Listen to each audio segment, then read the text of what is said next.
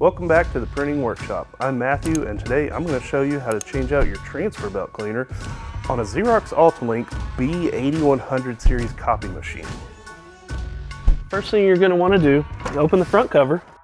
You'll have to remove the waste toner transport assembly by unlocking it and then depressing the side handles and pulling it straight out.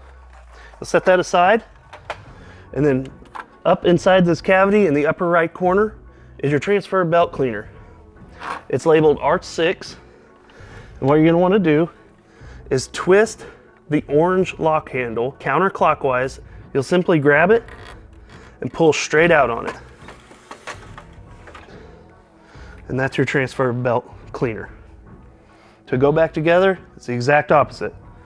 You have a little guide on the top, similar to the drums, and it'll go right into the slot in the machine. And once you're settled in, you push it straight in until you're all the way in, and then you turn the little orange handle clockwise about a quarter of a turn, and then you'll reinsert your waste toner transport assembly. With two thumbs, you'll press both sides evenly until it locks. Turn the orange lock, close the front cover. If you want to learn more common fixes on this same model, click here. If you'd like to see more quick how-to videos on other Xerox products, subscribe to our channel.